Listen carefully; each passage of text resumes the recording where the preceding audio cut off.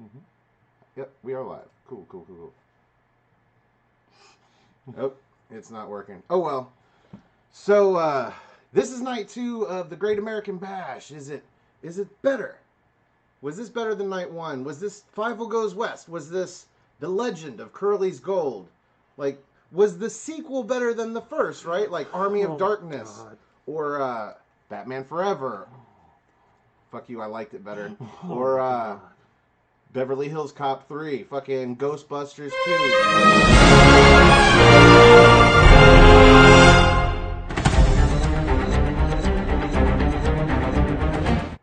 I'm not finished. Home Alone 2, Lost in New York. The Half-Blood Prince. Fury Road. Fucking, The Spy Who Shagged Me. Fucking...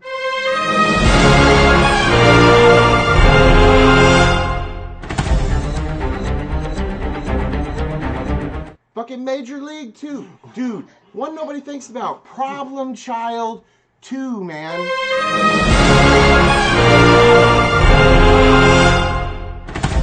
Welcome, everybody, to What's NXT for July 8th, I believe, 2020. I'm your host, the Rated R Reviewer, Stefan Osborne, joined as always by the General, Jerry Slaughter. Good morning, wrestling fans. And this morning, for the first time ever, brand new NXTeam member, we've got Nate Spain on the big screen helping us review the show. How's it going, Nate? Pretty good. How about you guys? Doing awesome. That was a terrific show. Yeah, great show, great main event, 30 fucking minute main event, no commercials. This was like 30 minutes of a pay-per-view to end the show. Considering it was 2 nights long, we're talking 4 hours. This might be the longest NXT pay-per-view ever. But I'm fine with that. I want to mention, we have no nickname for the Great Nate. Not yet. Now we do. The Great Nate. The Great. Nate the Great. Nate the Great. Yeah, like Alexander. Tying back into the British. We weren't doing NXT UK, but somehow we always get there. How's it going, Nate? And what'd you think about this show overall? Oh, it's going good. I thought that it was a pretty good show overall. Pretty takeover worthy in my opinion. Yeah. Yeah, absolutely. I think we only had like 4 or 5 matches, but at least 3 of them were fairly takeover worthy. I was about to say, the only one I think that wasn't takeover worthy may have been Bronson Reed versus Tony Nese. But it was definitely takeover pre-show worthy. Yeah, that was definitely takeover pre-show worthy. It just wasn't at the beginning of the show. Yeah. We start the show with, surprise, Yes. Candice LeRae versus Mia Yim in our aforementioned street fight. We didn't mention it. They did last week, which we did mention last week. We alluded to it. Anyway, we're going to start with you, Nate. This opening match here, first of all, did you think this was going to open the show? Do you think it was fair to use this to open the show, considering, well, get into the match. And what do you think about the match itself? I didn't think it was going to open the show. I thought it would be kind of more of the going into the 9 o'clock hour. Yes, thank you. So that was a big surprise to me. I thought the match was pretty good overall. I thought it had a pretty good pace to it throughout. I liked when, in the beginning, Yim kind of just chucked the garbage can later completely into the ring. She yeeted that. I busted out laughing, and I'm looking at Jerry because Jerry wasn't laughing, and I'm like, "Did you see what she did?" He's like, "Yeah."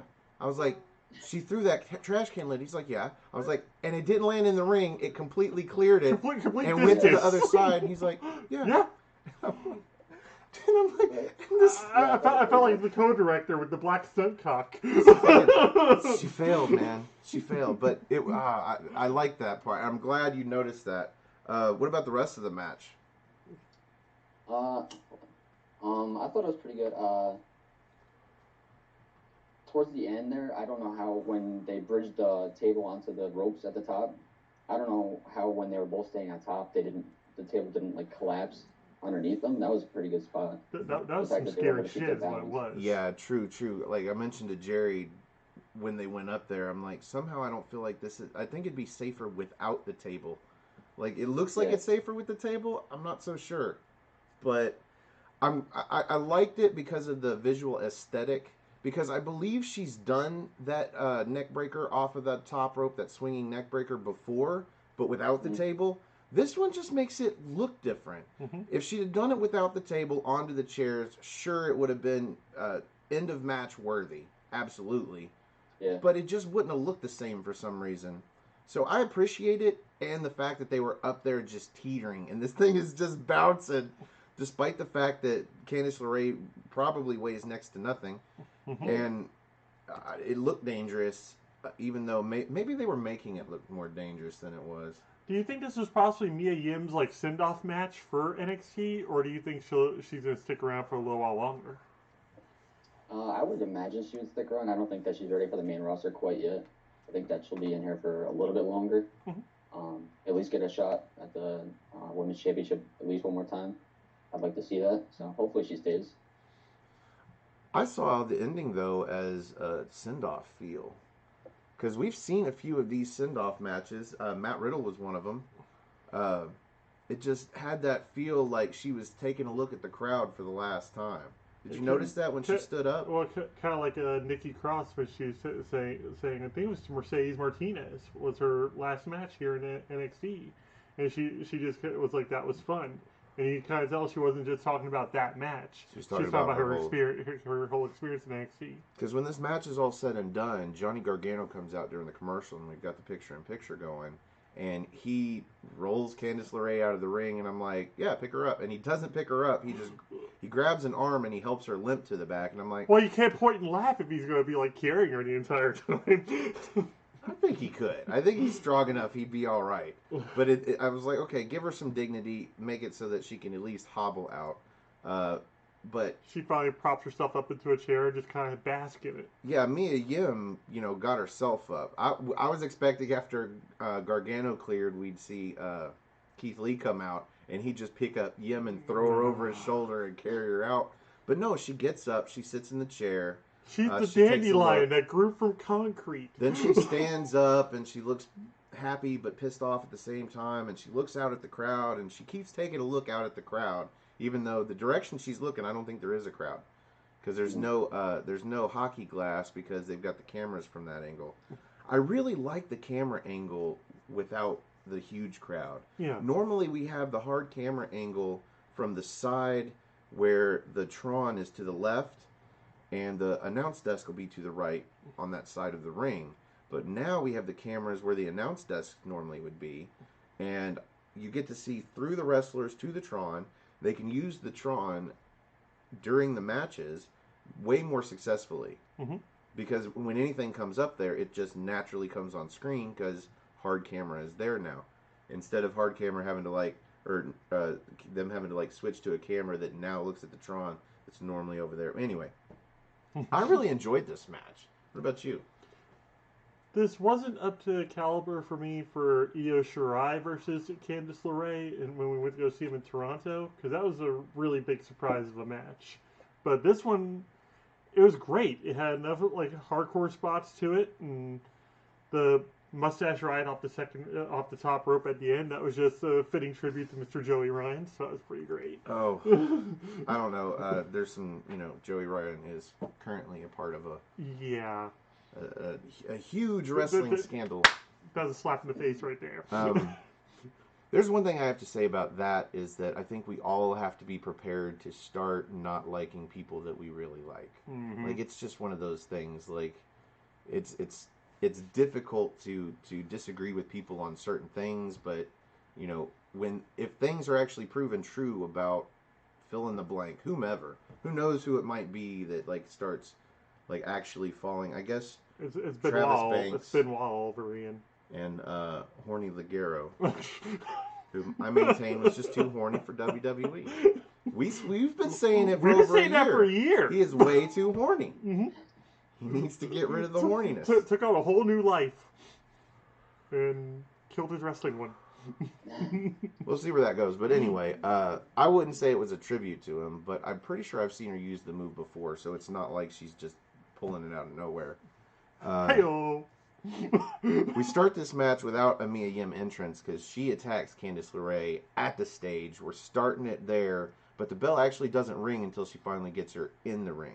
But then she starts filling the ring. And it's cool to see him in street fight clothes versus the usual tights and whatnot. Yeah, so Candice LeRae had very spacious fishnets, but you could tell she had sort of regular tights underneath.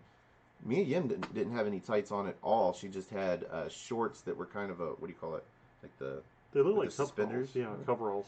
Anyway, I haven't seen that in WWE in a decade or more because they fear spots, especially during certain pinfalls, where wardrobes may malfunction. I guess her shorts are just long enough that they were like, you'll probably be all right. But there were a few spots, man. Anyway, she starts filling the ring with weapons. So this match is going to go everywhere a street fight should. We're going to have weapons. They're going to fight outside. They're going to fight into the crowd. They've got a big spot somewhere. So they make their way over to a craft food table where a couple of bananas have been taken, but nobody wanted any oranges. The oranges are still there. I know for a fact if you open up one of those orange bags just a little, and then the table moves, they're all rolling out of the bag onto the floor, and that didn't happen. What was that a nod to Orange Cassidy in his Fyter Fest match? No one really cares about the oranges. Sack of oranges. Anyway, so they move the table, get up on this, just a podium of some sort of platform they built. Mia Yim is trying to bring Candice LeRae up, but she had found a fire extinguisher, and she sprays Mia Yim, gets up there, she's going to do something. Mia Yim blocks, and she basement drop kicks Candice LeRae off of this little stage through the table.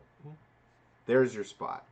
They get back in the ring, where formerly there was a table set up in the corner that I'm like, they're not using it right because they didn't pull the table stand out to like come down on the top rope in the corner. They didn't rhino that shit at all. Yeah, so if they'd have hit it, not only wasn't it going to break, but the bottom of it was going to slide either backwards or forwards, and it wasn't going to be good. They didn't use it like that, so I think it was Candice LeRae goes over there, and she sets up the table across the corner, and then foreshadowing. They get into a fight. Yim gets the upper hand. She stacks a trash can over LeRae, sets her in the corner, hits her with a cannonball. That was fun. She pulls out some brass knucks. This is stolen straight from William Regal's office. She goes to punch LeRae, who has a chair in her hands, and she blocks the punch by hitting the knucks with the chair. That hurts Mia Yim, but she doesn't drop the knucks. Let's see. Yim hits the ground for some reason, because her hand hurts that bad, and then Candice LeRae covers her in chairs, goes up top onto the table. Mia Yim has had plenty of time to get up by now. Chases her up there. What was she gonna do?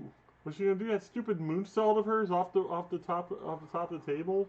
That table was gonna slide towards the ring post, and she was going to like fall on her neck. Pretty much. If she was gonna, granted, if this wasn't live, they had time to pause the match, go over there, get some zip ties, and to secure that sumbitch to the ropes. It's doable. Yeah. Anyway, instead, Mia Yim goes to hit her but she doesn't. LeRae blocks, I think, hits her, and then somehow wrenches the knucks out of her hands. It's like Yim forgets that she's holding them at that point. Now the end of the match comes with a shot to the neck with the side of the knucks. Like she doesn't get them around her knuckles, but she just grabs a sumbitch and then swings for Mia Yim, who should have protected her neck, and then does that swinging DDT off of the top of the table that's on the top rope onto the pile of ladders, and then just barely inches over and drapes an arm for the 1, 2, 3. Neither girl gets up until after Johnny Gargano gets out there and helps Candice LeRae up. Come to think of it, it was kind of a Cole Gargano ending from TakeOver Toronto too. Because remember, after they came off the top, like he just put his arm right over. Colin the Cleaver says, "Hey fellas." He said the green screen's off too.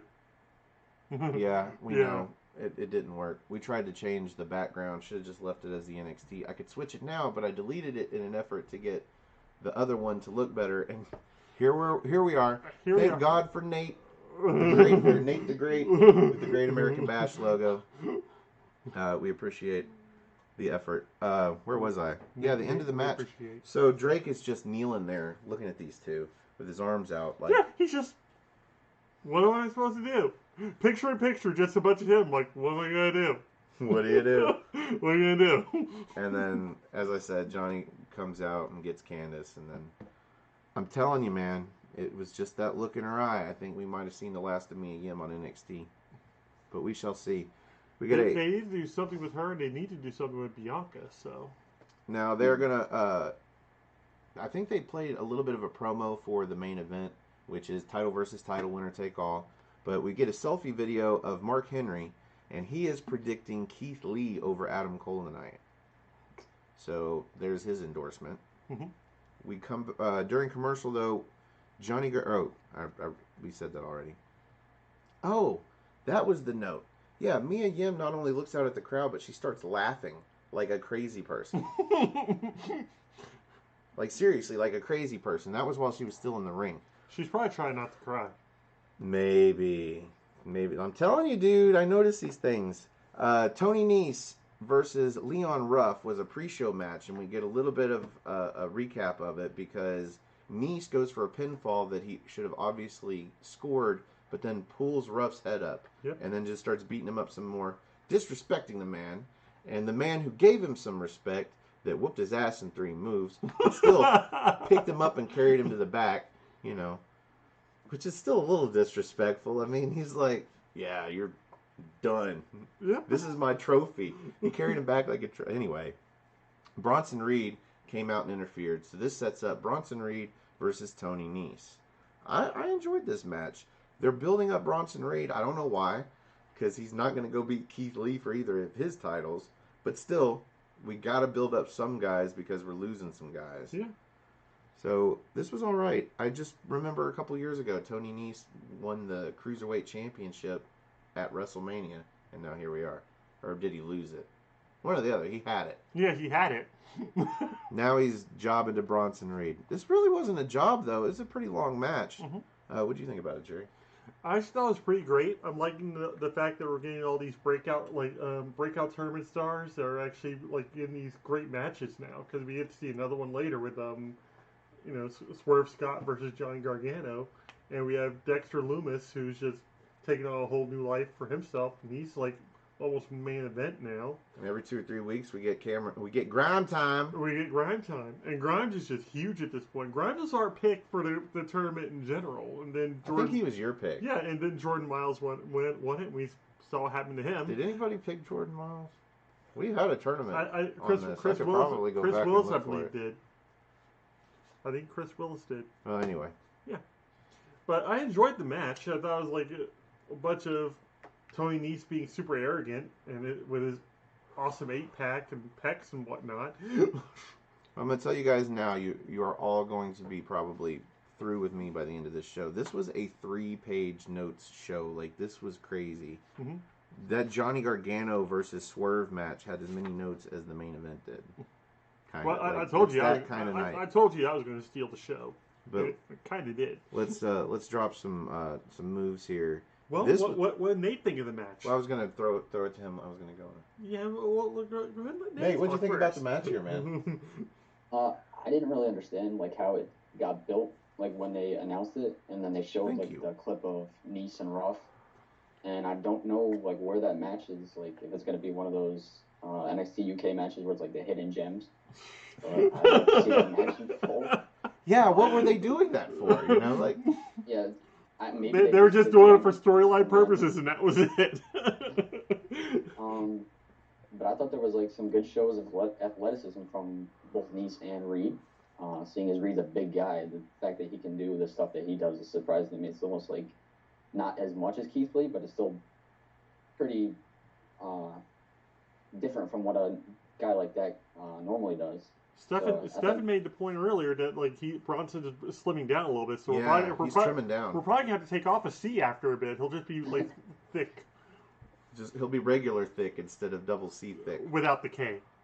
Yeah, he's trimming down, I'm pretty sure. And why not? What else is he doing? All he's doing is sitting at home and working out. Yeah. The only other way I thought he was ever going to get utilized was just a move to NXT UK, having him team with Mastiff. I mean, think about it. He used to be on par with Mastiff weight-wise. If you look at where he's at in the ring now, he's trim. Yep, he's scoped down a little bit. I wonder how small his body type can really get. Because think about how powerful he had to start out in order to carry the weight that he had around the way that he did. Mm-hmm. Now let's see him drop all of the weight and build that into more muscle. He's definitely a little bit smaller than Vader now, but like he actually looks more comfortable than he did when we first saw him in the initial breakout tournament. Maybe he went on the DDP yoga, or I was gonna say what's his name? Oh, this is where I'm terrible. The names.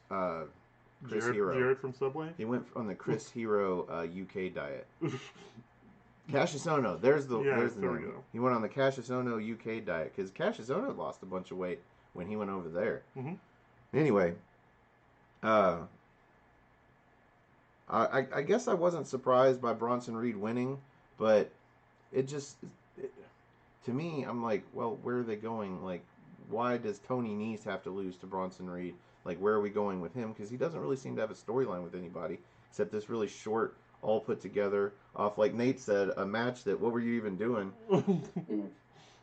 So, I don't know. That's where I was thrown off by this match because it doesn't really seem to have any point. Nope. Is my thing.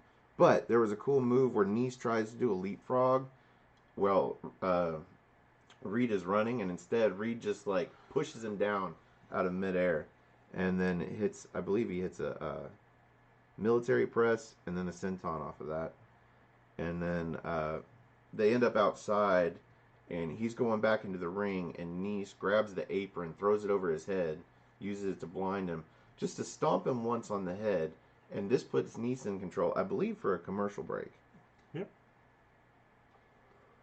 Lots of picture-in-picture. Lots of picture-in-picture. And then I had another move that I really liked. Reed picks up Nese, who goes to throw Reed over the top rope, but Reed grabs the ropes and then grabs Nese, throws him into the ropes chest first, where he holds, and then he uses the ropes to basically springs him back, execute a no-handed Russian leg sweep, mm-hmm. which was, to me, really cool looking. I don't know. It was. Yeah, it really was. So he gets back on top, but then Nese hits a throat chop and then hangs him over the top rope. And first I'm thinking, aren't throat chops like that blatantly in front of the ref illegal? Like, shouldn't he have gotten disqualified there? Because she starts she starts making motion like, hey, don't hit him in the throat. I'm like, yeah, that used to be automatic. Anyway. Well, Bartel pulls him off like constantly too, so. So he gets up on the apron off of that and hits a springboard Cabrana to Bronson, who is way too close to the ropes in the first place, but still kicks out. He gets up and basically just runs him over. Runs him over, goes up top, hits a diving splash, which I think he's getting more air on now because he weighs less. So even though he weighs less, somehow it still looks more devastating. I haven't seen like air like that since Jamal / Umaga out of a big dude like him. I'll give you that. 1, 2, 3, Bronson Reed with the win. And we move on. We get a video promo for Mercedes Martinez. And briefly, I'm questioning, is this promo going to say, oh, she's debuting next week now? But no, this is for her later. She is indeed debuting tonight. But and then re-debuting, rebooting. She's rebooting tonight. She reboot. We just made a new word. I'm gonna write down the new word. Rebu. Rebut. Reboot. Rebootu.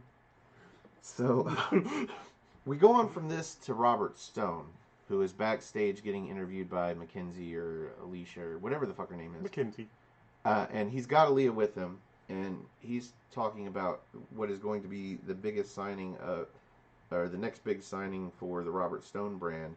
And he backs up to Shotzi Blackheart, who's sitting in her tank, and he's telling her, like, hey, you should get in on this shit now.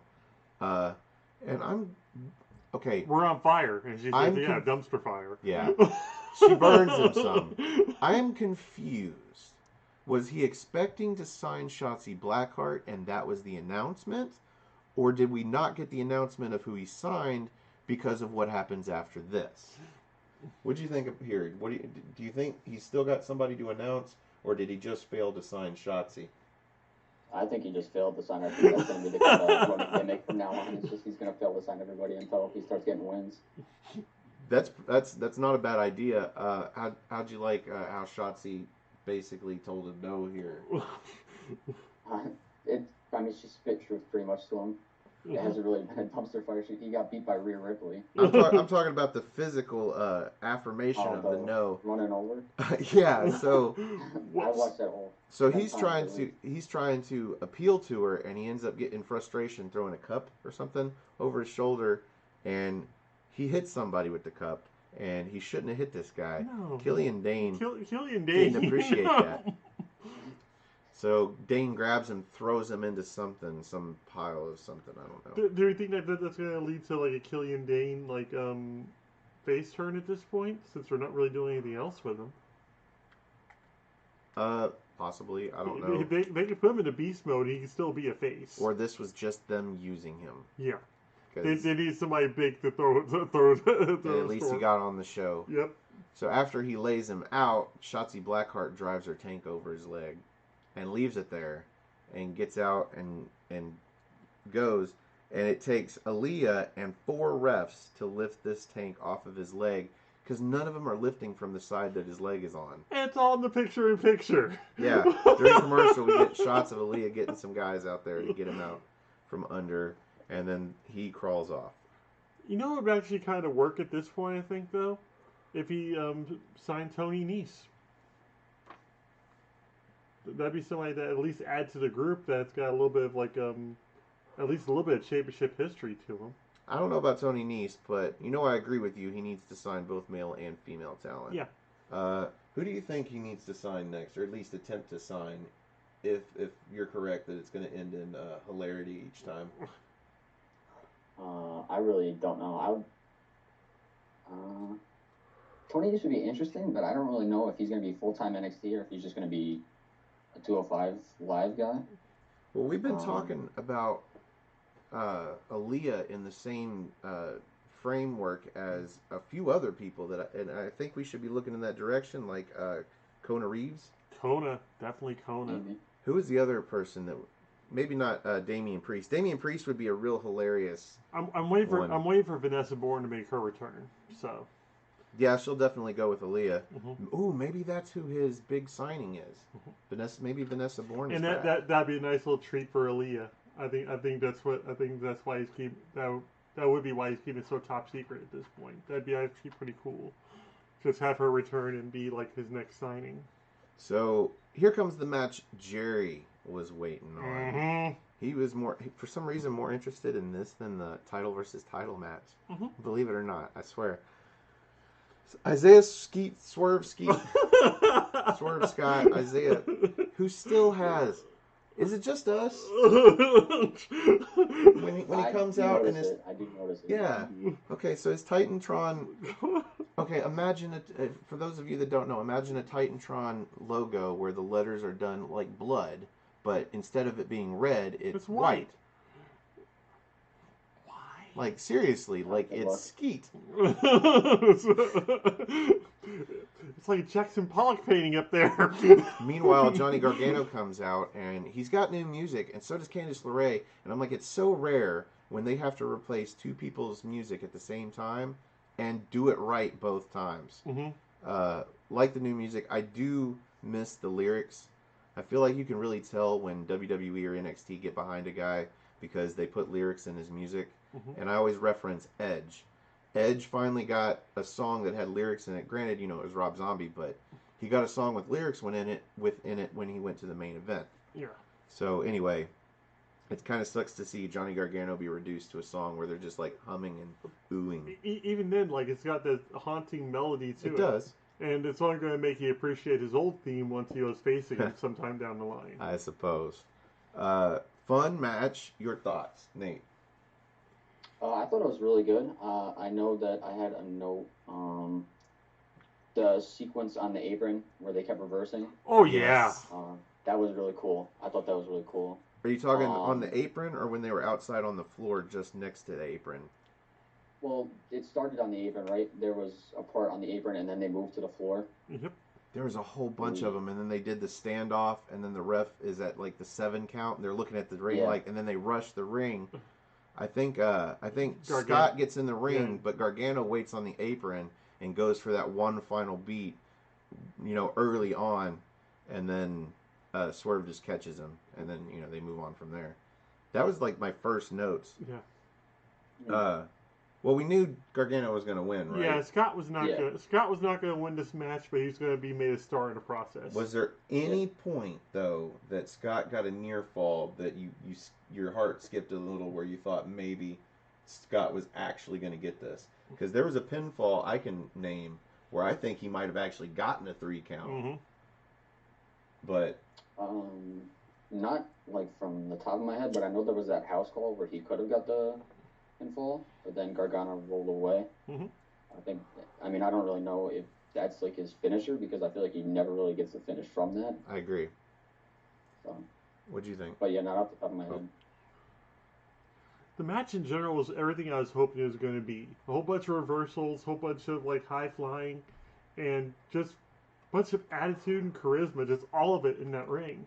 I was telling Stefan earlier that Swerve's in that danger zone where he could become the Shelton Benjamin of NXT. Like, he's got the talent, he's got like all this greatness to him, but he'll never reach that like the highest point. He'll always be like, on that near top rung. But with this match, especially with Gargano's approval at the end, even just telling him not bad, not bad, I thought that was really great. Yeah, you said he was like on the precipice of greatness. I'm like, well, dude, right now he's on the precipice of goodness. Yep. He hasn't even made it to the top of the mid card. Did he ever even have a match for the title, for the NA title? North American title? No. What about the cruiserweight? I think he went for the cruiserweight at one point. So that would have been nice, but thank God Jordan Devlin beat him. Anyway, I did have that note. Let's see, I've got a leg scissors to the outside and a Fosbury flop by Swerve, who executes a very nifty, perfect Fosbury flop. Not like a guy who we haven't seen in a while. And when the fuck is he going to finally debut on Raw or come back to NXT?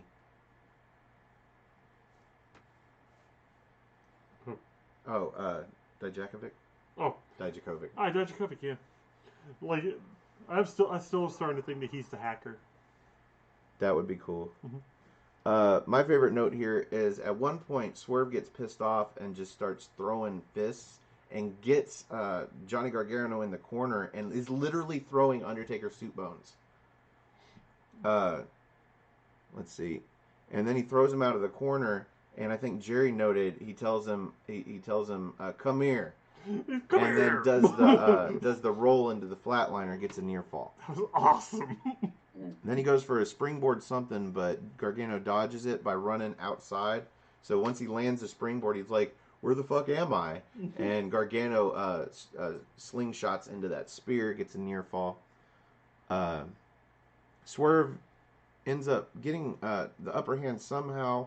I didn't write that part down. What I did write down was I called it a tequila arm roll. Johnny Gargano's on the mat. He grabs his arm and does this roll where by the time he gets up, he's in a vertical suplex position, and then picks him up for a brainbuster. Beautiful. It was. It really was. We actually had to rewind it and like look at it again because it's like, how the hell did that just happen? They get back up and start trading kicks and knees, and then during that trade, Swerve hits a house call, but as was mentioned, Johnny rolls basically to the outside to avoid the pin, and then he counters Swerve into an STF Gargano escape, but Swerve actually rolls it into a pinfall attempt for a near fall. That's where I thought he's closest to possibly getting the match won. There was a spot. The JLM. That might have been the spot. No, it was the JLM driver. Yeah, okay. So Swerve is still in control, and he picks up Johnny Gargano into this tombstone, and then brings him over to the ropes, and Johnny crawls up the ropes with his arms, only to be thrown up and flipped over forward into a bomb, which is called the JML driver. It's like he anticipated. He pulled a Pete Dunne right there, and that was just really cool looking. And he got stacked up for the pinfall, and I'm pretty sure that was a 3 count, is what it was. Johnny rolled his shoulder after the 3, but the 3 never landed, but it should have. But anyway, still cool looking. They get back up. Johnny's on the outside. Swerve goes to double stomp him off of the middle turnbuckle to the outside. Misses, tweaks his knee. Johnny gets up and runs him into the post, throws him back into the ring, hits him with the one final beat. 1, 2, 3. Poison Rana first. Oh yeah, sorry. Poison Rana Pushes him into the post. When he comes back, he jumps on top of him and hits him with a Poison Rana. Spike pile drives him into the fucking floor, then throws him in the ring and does the one final beat. 1, 2, 3. Thank you. But he also says, "This is my house." Yeah, from the apron, he looks over the top rope and he says, "This is my house." And nailed him. Like it was such an action movie finish. Just from there, like, this is my house. You expect like some sort of soaring like orchestra music would hit. Thinking back on it, this might have been my favorite match of the. You might have been right. Because, spoiler alert, the main event was great, but... We got spoiled! Yeah, we were spoiled by it. So, this might have been a better match. We knew, that's the thing, we knew the end result of this match was Swerve Scott was going to lose. But at the same time, watching the build up to that loss was super fucking irritating. And we honestly didn't know for sure. No. You know? He could have easily pulled off the victory, and that would have made, like, Candice LeRae's that much bigger, I think. So after this, we get a video promo for Io Shirai versus Tegan Nox. This is super different and cool. And I love it. For some reason, Io Shirai is underwater. She did that for her promos before. Yeah, but she was in one of those deprivation tanks where she's sideways. And this, she's like vertical. Completely underwater. She's completely staring at the camera, and then it's got her talking, but it's got the subtitles. And let's see, what does she say? Let me go back to my notes. Oh, well, first off, Tegan Nox says she's fed up with the whole sympathy crap. She's no longer doing her comeback. Whatever. She's just on her way to gold now. Io says Tegan and her are much the same in their comeback mission, but they are very different in one way. Tegan needs help. She can't do it alone. But she needs friends. Nox reminds us that last week with Asuka, Io Shirai needed help too. So it happens every now and then. But Io insists, she always needs her friends that end up stabbing her in the back anyway. And we get to see that famous kick from Dakota Kai through the cage. Well, through her face. That was just good television. Yeah, from the last... Was that the last NXT we got on pay-per-view? What? The War Games? With a crowd? Portland. Yeah. Yeah. Very well might have been. Anyway. Wow. Tegan says her opportunity is 8 years in the making, but Io says this is her NXT now, and if Tegan thinks that her destiny is the title, she'll be waiting for it next week. I like the fact that she just called it the NXT Championship. She didn't call it the NXT Women's Championship. She just called it the Championship. They do that every now and then, and Yep. I dig it. So this is going to happen next week. NXT Women's Championship match. My guess is it'll be the main event. Because we only get one other match officially announced for that show, and it's not likely to be the main event anyway. After this, we get the tail of the tape. So I think we're about an hour in now. Yeah, we're at the hour mark. And this is for the main event. Keith Lee, who is the North American champ, versus Adam Cole, who's the NXT champ. Winner take all. Somebody's leaving with both belts. Unless, as we thought might happen, no contest. No contest or disqualification means they both leave with their own titles. So take that. It would have been kind of a screwy finish, but at the same time, why not? Adam Cole, 6 foot, 210 pounds. He has precision and cunning, and is undisputed. Yep. That was his intangible. There's intangibles on the bottom. Undisputed versus limitless. Precision and cunning, which was his his attributes or some shit, versus Keith Lee's power and agility, who, by the way, comes in at 6'3", weighs 340 pounds, an entire person more. I know people that weigh less than 130 pounds. Wow. I know dogs that weigh more than 100. Anyway. 130 pounds. Jesus Christ. but only 3 inches of height. Which is crazy because he can actually move just as quick as Adam Cole can. Yeah, apparently. Any notes on the match before we move on? No. No. Nothing on the build-up? Not yet. Suspense. Speaking of the match, that's what we're supposed to have back here is Adam Cole over here with one title and Keith Lee over here with the other title. Use your imagination. Yeah. It was there. We tried. Mm-hmm. Now, our match next is, I think this is our last match. No, we get two more. 2 more matches before the main event. Mm-hmm. We get our 6-man tag. This is a good one. Yeah, Joaquin Wild, Raul Mendoza, and Santos Escobar, collectively Legado del Fantasma. The legacy of Fantasma. Versus Drake Maverick and Fandango and Tyler Breeze, who the 2 of them are collectively Breezango, who come out as luchadors. El Conquistadors. Just briefly. What I loved about that opening was Drake Maverick comes out there and stands between them and looks all serious, and they're like, "Oh, this is what we're doing." Oh, okay. They take off the mask. They take off the mask, fix their hair. Let me put on the serious look, says Tyler Breeze. He puts his serious hair on. Like Johnny Curtis, old Fandango's over there just doing his best thing, cook. What did you think about the 6-man tag, Jerry? I thought that's an excellent match. It finally had Raul Mendoza and Joaquin Wild look like something other than enhancement talent. Granted, they didn't really do anything different in the ring. It's just like their attitude and the way they convey themselves now, and this whole cartel thing that they have going on. It's fucking badass. It's awesome. Yeah, definitely. Look-wise, Joaquin Wild, it's night and day. He's got these gloves on that don't have fingers, and fingerless gloves are awesome. And Jerry noted the arm each band of them have one that has the skull on it, but just the gloves alone make him look like 1,000 times more badass. And I don't know why, but he looked like a fucking car hood ornament before. He's way tanner now than he used to be, and he's not wearing the fucking crazy helmet. And we found out, looked it up, he is sort of Filipino. Hispanic.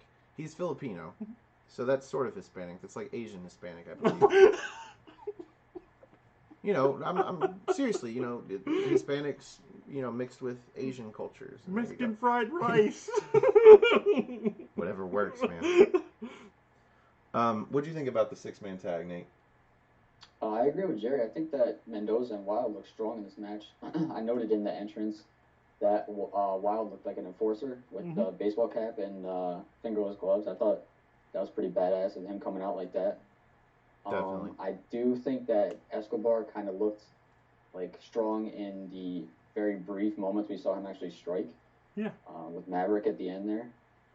And Maverick looked like a cheerleader, screaming at Breeze and Fandango throughout the entire match just to get him in so he could get onto Escobar. Well, not just to them. He was screaming a lot at Escobar, trying to get him in the match. But what I love is that Escobar just mostly stays in the corner. He's just directing traffic, and when necessary, he gets in, and mostly just to finish the match and then move on. They improved the entrance. I think the last time they came in together, both Mendoza and Wild came in on the same side and then flanked him. This time he comes out first, and then they both come in from either side. And I was like, yeah, this is looking better every week. Look in the ring, they look so well oiled. Mm-hmm. Once Fandango got Fandango got the hot tag. He comes in. Let's see. Here's some notes. He hits a single leg stomp off the middle turnbuckle, which I thought was awesome looking. Normally, a single leg anything isn't all that cool. This was nice. And then he gets on the apron. Does he? No. He hits a Falcon Arrow. Yeah. Okay, that's here in a moment. Hits a Falcon Arrow. And then picks up Drake Maverick and throws him over the top rope to all 3 of the Legado guys outside. And then gets on the apron, does a Cabrana, but he does a tornado in the middle of it, and then lands on all 3 of them. Show off. But he gets up, and his leg's fucked. Mm-hmm. And not only is his leg fucked, but I think it's Mendoza gets up and runs him leg first into the steps. Mm-hmm. So from this point on, Legados start working over his leg. Yeah, because he does that crazy stomp on the inside too. And you're like, he's not supposed to really actually stomp that way. Yeah, he does. Where you pick up the leg and then stomp down with your foot on the knee. Actually stomped on his fucking knee. I'm pretty sure. Like it did not look like he had any leverage to not stomp. Anyway, just a note.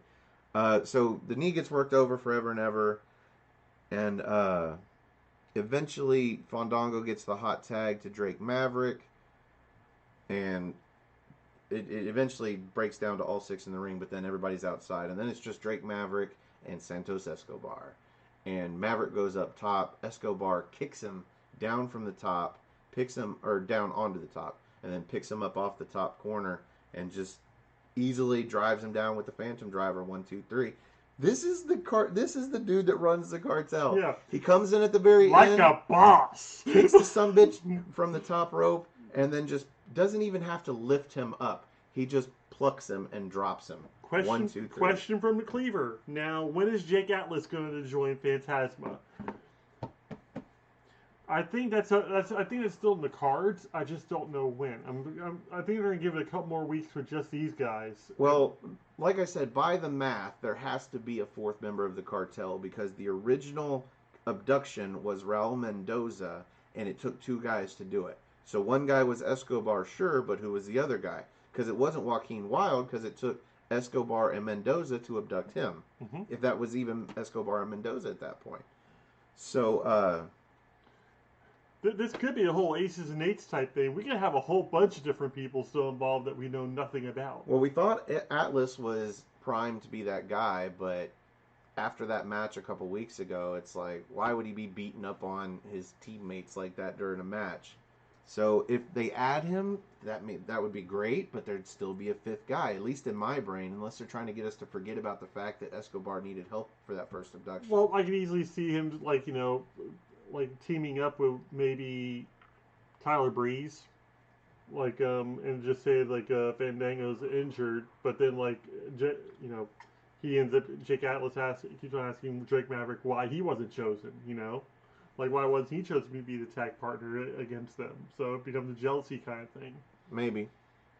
Either way, I'm fine with the group as is, but if we can add more, but still maintain the badassness. Yeah, we can't have this NWO thing where it's like 20 members in the ring. So we've got John E. Light 45 for life. I'm so happy for Keith Lee. Well, we'll get into that later. How about John Elite? John Elite 45 for life.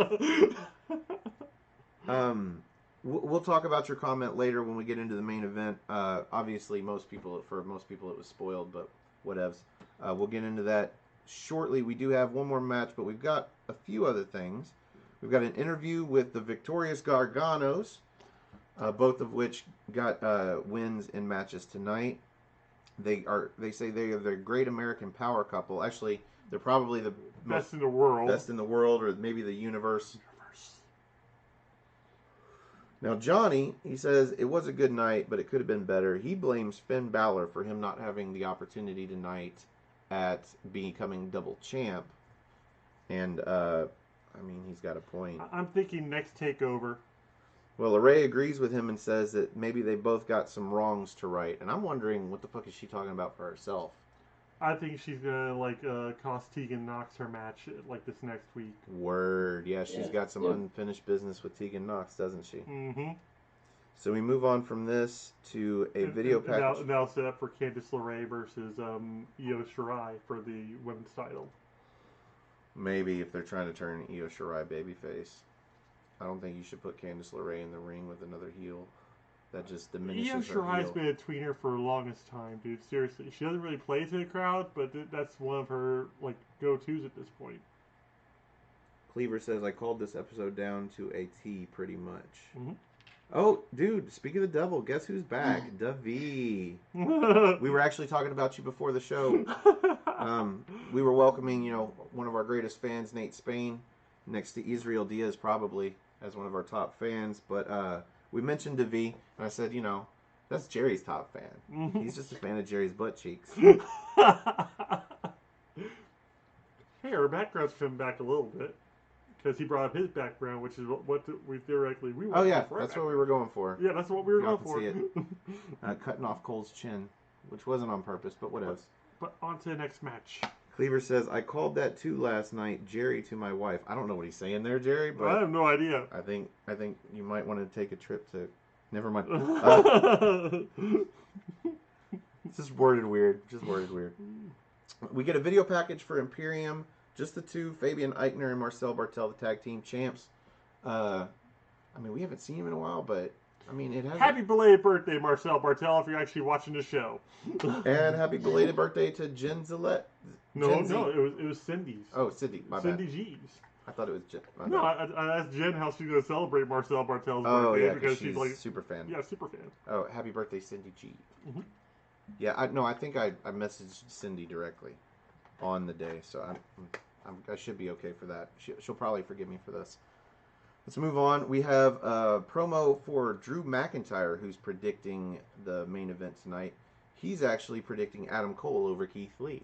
Go figure. Well, you figure Adam Cole was the first person to attack him in NXT, so he's got kind of like, mad respect for him for that, or disdain, one of the two. Well, from what I saw, I might have missed something fast forwarding through commercials, but we only got 4 of these like legends predicting the main event tonight, and I don't know. We got one for Lee at the beginning, and then this here's Drew McIntyre. I don't see why a babyface would be calling for Adam Cole to win here. Well, he's a champion, and he knows what a champion is. Well, let's go ahead and talk about the next one, because we get one other one. We get Mick Foley and Shawn Michaels, who both call for Adam Cole. And I'm like, now Shawn Michaels did hold up a little card that said Keith Lee on it and said part of him thinks Keith Lee will do it, but he still predicted Adam Cole. Well, so we had 3-1 here. Adam Cole's pretty much the next generation's version of Shawn Michaels at this point. If you were going to have Mick Foley and Shawn Michaels predict Adam Cole, you should have had the babyface Drew McIntyre predicting. Anyway, yeah. I just have a problem with Drew McIntyre predicting Adam Cole. Even then, Mick Foley said Keith Lee, if the match goes over 10 minutes, like Adam Cole's got a better chance of winning. Yeah, this match went 30 minutes, by the way. So suck it, Foley. And it was glorious. We get one more match though, because we were promised last week and once already tonight, Mercedes Martinez. Mm-hmm. Who is going to job to Mercedes Martinez? Santana Garrett. Who comes out looking half ref. Yep. And if you don't know what I mean, just look it up. She looks half. I mean, and I don't know what it is with these. Here I go acting like a pig again. I'm just gonna say I don't know what it is with these female wrestlers that just have these amazing butts that want to cover them up with these veils.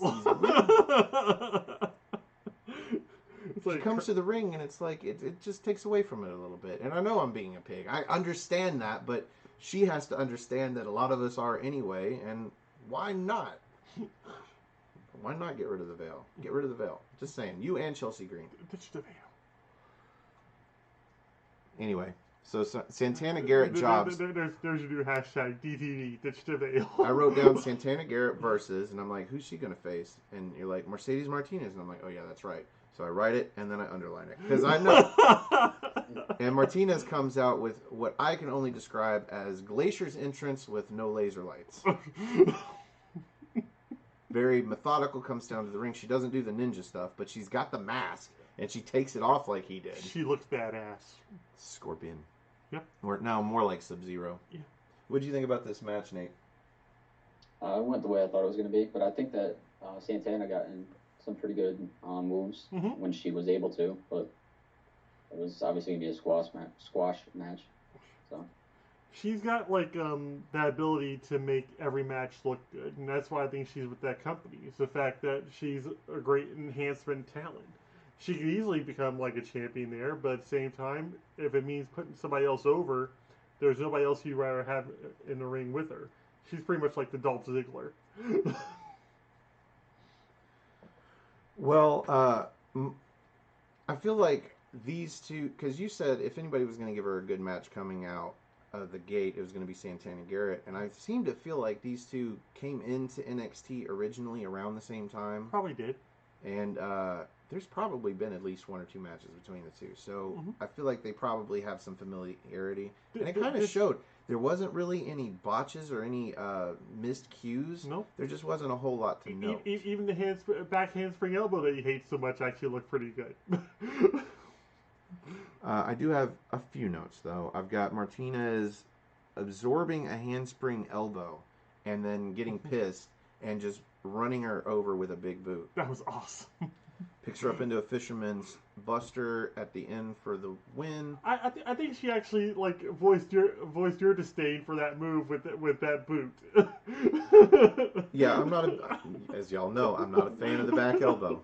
Somebody else hit I think it was Swerve, where he gets Johnny sitting up back towards the corner and then goes off the middle turnbuckle, turns around and hits a back elbow to the back of the head. And I'm sitting here thinking, dude, I bet it hurt worse earlier when I went to turn off my lights and my light switch shocked me. Just saying. It doesn't. It looks like blah. It looks like a flail. I don't like the back elbow. Anyway, so yeah, maybe that was her disdain, and for that I appreciate you, Martinez, or Priest, Mercedes Priest. I don't know. Mercedes tend to turn into priests around here. I'm just saying. So yeah, we knew who was gonna win, and this was all right. I guess it could have been worse. It was a great day. It was a great re-debuting, and So I take it back. This would be the other match that wouldn't have been takeover worthy, but definitely not pre-show worthy. This would have been before the show worthy, back when they recorded next week's episodes before the takeover show. Yeah. That's where this one falls. We're getting close to the main event, folks. Before that, we get a video promo. Video package. Damian Priest, who's talking to Cameron Grimes, who, by the way, he gets in a match next week. This was the other match we were talking about. Mm-hmm. Maybe this will be the match that goes from the 8 to 9 o'clock hour. Yeah. I could see that. Or maybe they'll do it again and they'll start the show with this match. Whatever. I'm looking forward to it. You're not. Damian Priest is looking forward to it. I'm actually looking more forward to a women's title match. I know which way that's going to go. But at the same time, we've already seen Priest versus like Cameron Grimes, like twice, and there's no implications. Like I said, if they were giving it the maybe #1 contender spot for maybe like the North American title, it has a little bit of meaning to it. But this is just a run-of-the-mill match, another match. Priest calls another match. Priest calls out Grimes for trying to say that he was the next contender. And says, instead, you're going to get a match with me next week. And he's looking forward to it because he says he's going to give Priest the beating that he promised him. And he calls Cameron Grimes a bitch, so you know it's serious. They bleeped it, but still. This is Dijakovic versus Lee. We don't need 7 of them. Dijakovic versus Lee would have been great with 7 of them. This is not. We need 7 of those matches. I dig Cameron Grimes, and I dig Damian Priest now. I'm starting to warm up here, but he's like mini Roman Reigns at this point. He's trying too hard. I don't like him anymore. Well, at least to me, he's grown beyond his entrance. Yeah. So, first, what do you think about this promo here and his use of the word bitch? And who do you think is going to win that match next week? I thought when he called him a bitch, it was kind of like funny. It felt forced, didn't it? Yeah. I thought it was funny because it was lame. Yes. Yeah. I'm not really looking forward to seeing this match again, but I feel like they need to give Priest the win. I hope he gets the win, because I feel like they haven't really given him a win since he turned kind of face after Balor losing to Balor. Yeah. Other than I don't remember if the Killian Dane was before or after. That was after. That was after. He got it with a bum knee too, or a bum midsection. Yep. Yeah. No, a bum knee, because remember the leapfrog? He got a bum knee off a leapfrog, man. Yeah. Okay, yeah, we won't talk about that. Next week, Damian Priest versus Cameron Grimes. It's Grime time next week. Yep. Finally. That's the only light here, is that I get to see Cameron Grimes. I hope Cameron Grimes wins, and they propel him, because they put Priest up towards the main event, and they've done what they've done, which is fine. They can bring him back down, build him some more, give him some actual like feuds with some people that aren't high profile that he's going to lose, and meanwhile work with Cameron Grimes. But either way, I mean, you need a heel to go after. Never mind. Just saying. Let's move on to the main event. Main event time. Main event time. We are an hour into the show. Holy shite. Well, that's usually us with an extra person on, so that's cool. And Nate, you've been a joy so far. If we haven't said that. Yeah, this has been Thanks. great. The great Nate. Mm-hmm. So we're gonna throw it to you first because it is the main event. What were your thoughts on title versus title, winner take all? I really thought they had pretty good chemistry with each other. Mhm. I thought the match was really good. I really enjoyed it, even though I kind of figured how the ending was going to go. I didn't get spoiled, but I looked at the comments on Twitter post one time, and I saw something about Limitless, so I kind of figured who was going to win. But I still think they did pretty good overall. I think the match was very enjoyable for me. It kept me entertained throughout the entire 30 minutes, which is not usual for me because I really have that kind of short attention span for matches like that. Young whippersnappers, you. Well, my luck was it was about this time that Jerry reminded me that there's digital work to be done, and I didn't even have my laptop out. So he starts watching the match, and I start setting up the stream and getting everything ready and trying to type in, figure out something catchy to say, something. By the time I get all that done, that is that first portion of the match where everything's warming up and there's not a whole lot to talk about. Yeah. So I got kind of lucky. For me, the main event was more like 15, 20 minutes. By the time I got into it, though, that's when stuff started to pick up. Before I got a lot of notes, folks. I'm sorry. What were your thoughts on the main event? We knew what was going to happen because we had both been spoiled. We knew that Lee was going to come out of this on top. So with me, any kind of situation like this, I always kind of put that to the side and just enjoy the match. I like seeing, if I know how something's going to end, I like seeing the build up to how it ends. And this surprised the shit out of me because we didn't see any Undisputed Era interference at all. They all just stayed in the back. We saw a whole bunch of great kickouts. We saw Keith Lee completely eat Panama Sunrise. So, and that was just great looking. But I think we've seen that in a triple threat match down the road. We somewhere. have, but at the same time, it felt a little bit more important in this match. It's definitely a lot more important in this match, especially yes. since he kicked out of it. So. Yeah. And even then, you can tell there was just a weird edit right there because it didn't show Keith Lee kicked out; it just showed Adam Cole being surprised that he kicked out. Well, there wasn't. I think my DVR lost a portion, or maybe he. No, because that happened to me too. That happened to me. I was wondering what was happening because it hit it. I thought my stream had lagged, so I thought that was it. But then now that you guys are saying that, did you watch it live or did you watch it later? I watched it live. And did you watch it on YouTube TV? Yes. Okay, that might have been the problem because we have YouTube TV. But the fact of the matter is that'd be really cool. Is if it hadn't cut away, maybe just had Keith Lee kick out of at one off the Panama Sunrise, and for Adam Cole to have that look on his face. That's what happened. That would have been just awesome. Nobody even knows. We don't know. We just have to play it by ear. I want to interject. Devi says, Jerry, I'll donate $10 for you to twerk. Ain't gonna happen. Wow. And I told you last time, I can't remember what the stakes were, but I told you I'd try and get him to do it. But okay, I will try again. If $10 won't work, but maybe if Devi, if you agree to be on our show and help us review next week's show and twerk for us on the big screen, you got to do it. Maybe after you twerk for us, Jerry will twerk for you. But if you get in the comments or find us on social media and get that done, we will have you on next week if you want to give that a try. This is the worst Extreme Rules stipulation I've ever heard in my life. Twerk for a twerk. I'm just saying you can make your case. You can make your case, and maybe off screen when we're not live. Maybe he'll show you his butt cheeks. I don't know. Maybe not his cheeks. Maybe just his butt. Just specify. What the hell is wrong with you? I don't know. If he loves your butt, man, you gotta please the fans. Let him, just get up and pull up your shirt a little. Just show him your butt. He likes your butt. Nobody else does, though. All right. Let me break all of that talk with the boring part. Okay, all of these notes. It's not even boring. This is a fantastic match. I don't mind a breakdown for it. So I start my notes with Keith Lee ruining himself. He goes for that spot to pounce Cole through the hockey glass again. Cole dodges and he just throws himself through the glass. Colin says he actually watched it live too, and it was cut. Oh. So. Maybe he didn't kick out, and they had to... They had to fudge it up a little bit, and then just blame it on the stream. Yeah. Let's see. Back in the ring, Milli Vanilli, blame it on the rain. Back in the ring, Lee takes the advantage, and he goes to climb the ropes, and we hear him say, "I must break him," in a Russian accent, and I died. Totally went Drago on him. It was great. Even in the middle of a super serious match for both all the gold, and he's still hilarious. Lee's cracking wise. He's cracking wise.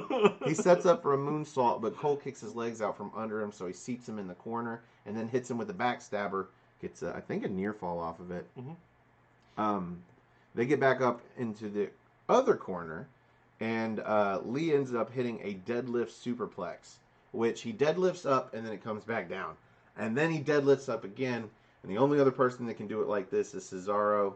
I would say they're on par with each other. I'm not gonna pit them against each other, but executed perfectly on the second one. He only gets a near fall though, obviously. He hits a spirit bomb and almost gets a pinfall, but Cole breaks the pin with one finger, just barely on the ropes. He just tickles the gooch of the ropes, and breaks. Sorry, I'm trying to get some comedy in here somewhere. He breaks it. They get back up. Lee hits a pounce and a single arm power bomb, gets a near fall off of that, and then hits a moonsault. Actually connects. Still doesn't get a pinfall. Finally picks him up and goes for the big BBC. The big black cock. Only to have Cole squirm out and hit him with a super kick, and then kicks both his knees out from under him, and then hits the last shot. 1, 2, kick out. Yep. Wow. It was a cool set of moves there. Yeah, Cole cannot believe it. No one can believe it. He gets out. No one's ever kicked out a last shot. He gets up, tries for another last shot, and that gets countered with an inside-out clothesline. And then somehow lands on his neck. Somehow he gets back on top again, goes for a Panama Sunrise, hits it, still only gets a near fall. This is one y'all talk about. Probably got a pinfall. Cut, yeah. And then gets up, hits 3 super kicks in a row to Lee, who's on his knees. Finally topples over and only gets a near fall. Super kick party. Hits another last shot. This time he doesn't go for immediate pinfall. He goes up to the middle rope to hit one final Panama Sunrise. And Jerry called it. He comes off and, well, sort of called it. Keith Lee pops him up instead of into a BBC. He pops him up into a Spirit Bomb, which is a last ride this time. Puts him down, picks him up, rolls him out almost like Matt Riddle style. Exactly Matt Riddle style before he hits that flash knee to the face. Mm-hmm. Oh, finally, thank you for reminding me. John Elite 45 for life says, "I'm so happy for Keith Lee. Keith, 2 belts. What do you guys think is next for Undisputed Era? Call it perhaps." Yes, Keith Lee, out of the Spirit Bomb, yells at the crowd, picks him up, big black cock, 1, 2, 3. We end the show with Keith Lee celebrating and Karrion Kross and Scarlett looking down from above on the celebration. And possibly the prophecy. Jerry mentions maybe this was what the hourglass was. Yeah. It wasn't Karrion Kross challenging. It was just Adam Cole losing the title. It could very well have been. Now, what is next for the Undisputed Era, Jerry? I think they're going to get blamed for Cole losing his belt. Because they didn't come out. I called that. I was like, when is the Undisputed Era going to come out and do something? He's like, they're not. And I'm like, they got it. That's their MO. But they didn't. They didn't come out. And they had, to note, they had Kyle O'Reilly there because he showed up with them earlier in their car. He got out last just as a surprise. It only makes sense that now that all 3 of them, like the 3 of the other guys are going to be in the building, that this whole thing's going to go down and everything's going to start dissolving between the Undisputed Era. You think they're getting called up? Or maybe Cole? I think Cole still has one more match there, and I think it's going to be against Karrion Kross. I hope so. I hope Karrion Kross sends him back in. Yeah. Just to give Karrion Kross that little bit of extra credibility. Because he would have taken out the stalwart for NXT, Tommaso Ciampa, and the longest reigning champion. I'm going to send John's question to Nate. So what's next for the Undisputed Era, and does anybody get called up? My personal opinion is I think that they would all get called up because I feel like they all lost the belts at the time where they would get called up. Well, that would signal them getting called up. I do agree that they'll probably have one last match before they go. I would like to see Cole versus Cross. That'd be pretty cool. I don't really know if they would break them up because they are really like a hot team, and they don't really have that many factions in WWE to break them up. They really don't. I would like to see them stay together. Well, they're starting to build them, like the something business, the Hurt business. Yeah. Do you want them on Would you rather have them on SmackDown or Raw? It depends on when they come in and what's going on and what they can do with them. Honestly, I don't think you would want to brand them strictly on a brand. I think you would want to brand them on a storyline, on something big. If you're going to bring them all up together, it needs to be something big. NXT Invasion? I liked your idea of them attacking Drew McIntyre. Just a callback to their like original debut on NXT. I also see the merit, though, of bringing Cole up by himself first and trying to get him over as a singles champ. And when you need them, bring up the rest of Undisputed Era, and then that's when you do it. There is, though, my fear that Cole would be misused in between his call-up and their call-up, and by the time they get called up, it's not that big of a deal. So I worry about that. Also, what is next for the Undisputed Era?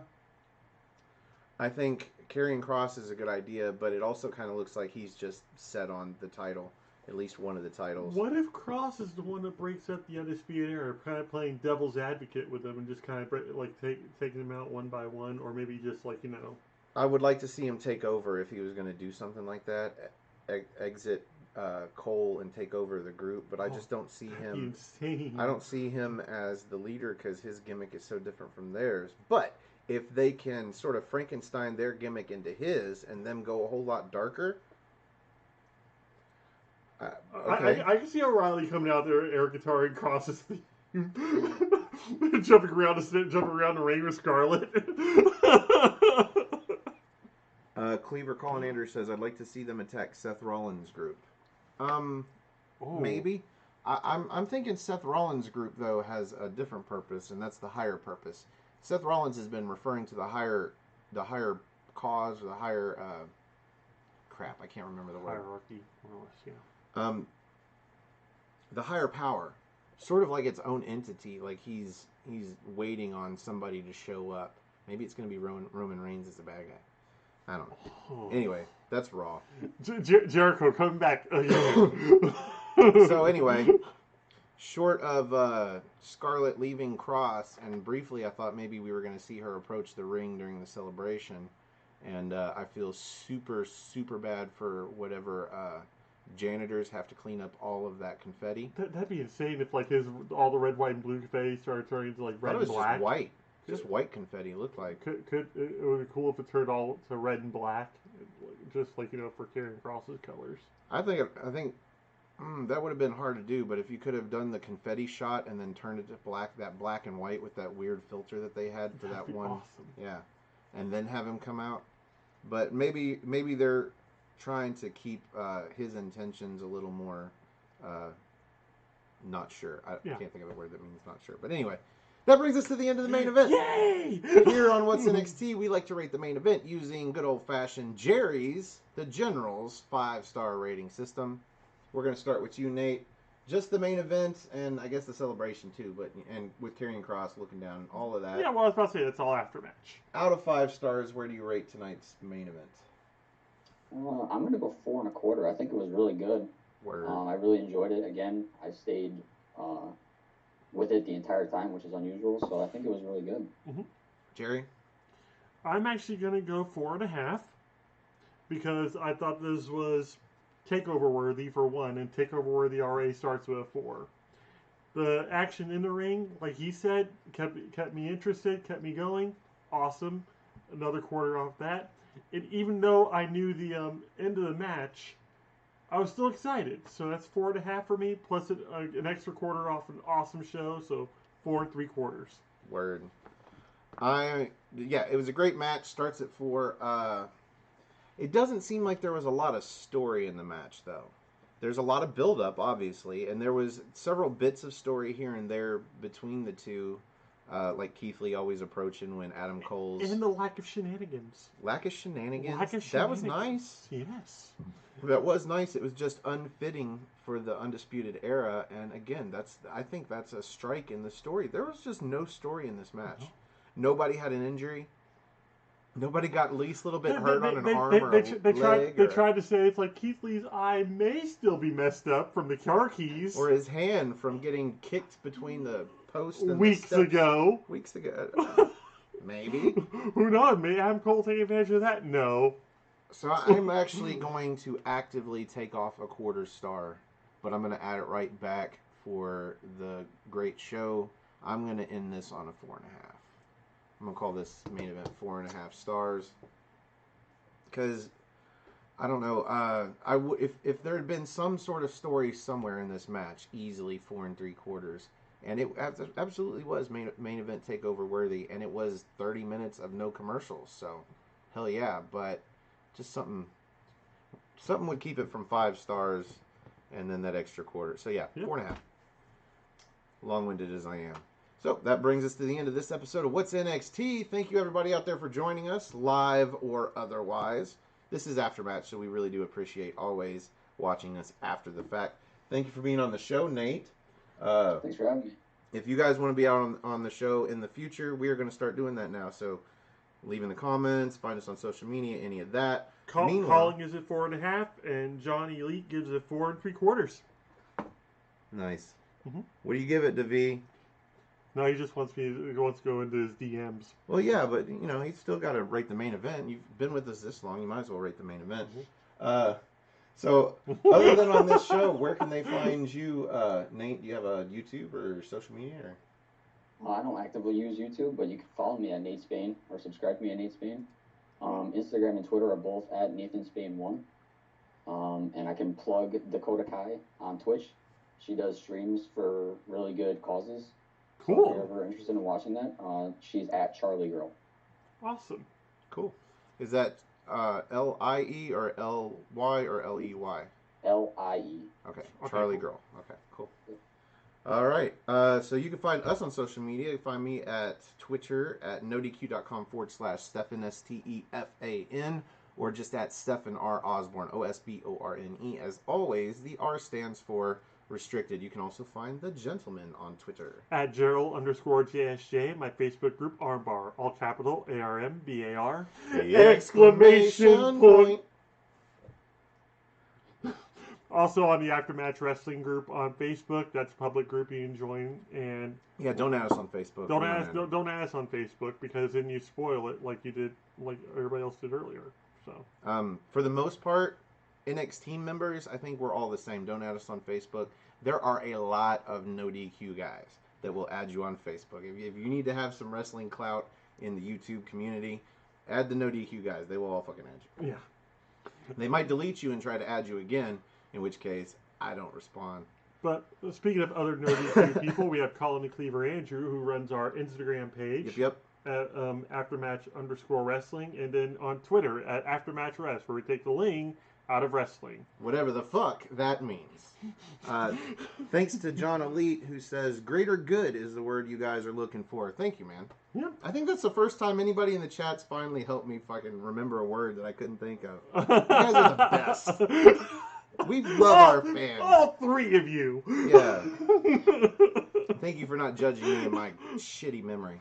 So, you can find me on Instagram at osborne.stefan. You can find him on Instagram at the_gentleman_slaughter. And you can also find the channel on Patreon. Yep. At Stefan R. Osborne if you'd like to help us out. Buy us tacos. Yeah, something, whatever. Yeah, whatever. Help us with all these set shit we do. Yeah, I'm looking to get better lighting. We do stuff. So, if somebody wants to donate like $150 for like proper lighting, that would be awesome. That'd be great. That would be great. Otherwise, if you just have a few seconds, that's the best way you can help us out. If you like this show, click the like button. That's over here. Somewhere. Get my hands right. Yeah. If you like all our shows, do yourself a favor. Click the subscribe button. That's over there. That'll let YouTube let you know when our shows go up. And if you want to catch us live and you want to know when all our shows go up at the time, click that bell icon. Bing! It'll tell your phone. Your phone will tell you right when it happens. You don't even have to think. It does it for you. Yeah. Thank you, smartphones. Now I don't have to be smart anymore. Skynet will ruin us all. And if you'd like to help us grow our channel, click that share button over here somewhere. Share us on Facebook or Twitter or Instagram or all three, or pick a different one. There are other ones I think out there. Bathroom stalls, whatever. Share us on your WhatsApp. LinkedIn. Yeah, and your LinkedIn. I'm sure all your possible Yahoo chat, employers AIM, will watch us whatever. bullshit about NXT. But if you have friends that like to watch NXT, they might like to watch us bullshit about the show. And again, if you'd like to help us and join us to bullshit about the show, leave find comments. Whatever. Comments, DMs, whatever. I guess Davi didn't want to rate the show, but that's cool. Meanwhile, I think that's everything. Yeah. For Nate the Great Spain, for the General Jerry Slaughter, I am the Wizard Stefan Osborne. Thank you for joining us, and we will see you in NXT time. Because you had to go pin.